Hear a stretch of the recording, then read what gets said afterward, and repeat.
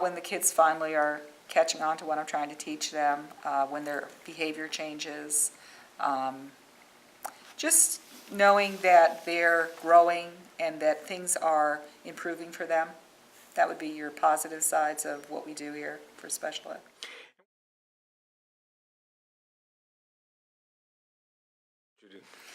The most challenging part is most definitely trying to figure the kids out. Children that have mood disorders or any type of emotional handicap, it's always trying to figure out what is setting them off. What are we, maybe as adults, doing that could be setting them off? How do we figure out how to get around that so we're not constantly doing the same thing over and over again? Because, human beings, we're going to make mistakes. So it's challenging to come up with, and I do a lot of reading on my kids. When I find out they have certain types of disabilities that maybe I'm not familiar with, I will read up on it and try to figure out, well, what can I do in the classroom? How can we arrange the classroom differently maybe? Can we work with the child differently? How do I get the parents involved? All of that.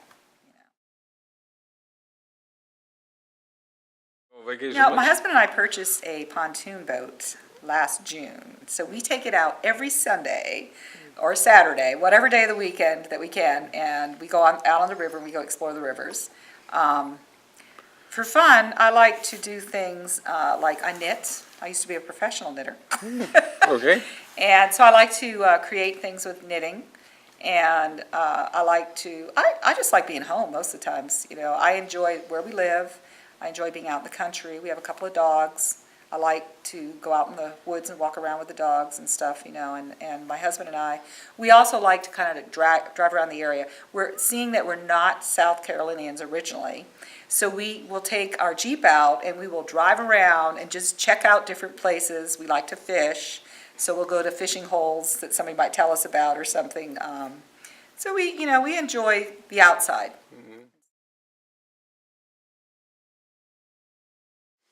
I think that if I am capable, I will probably do it past the age of 65.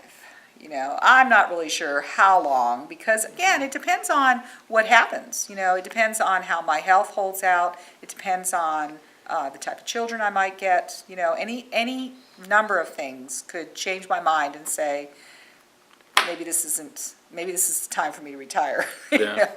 But right now, I'm very happy with where I am. I've made some nice friends here at this middle school. We have a wonderful principal. He's brand new to us, and he has been absolutely fabulous. Mr. Hartley is my vice principal that I deal with all the time, and he just had a baby. So he's been really great because we worked really great together last year, and I know that he knows me a little bit better now this year, and so he's always got my back more or less, and I feel comfortable here. I like the people. I'm getting to know more and more of the teachers, so I feel like this is a home for me.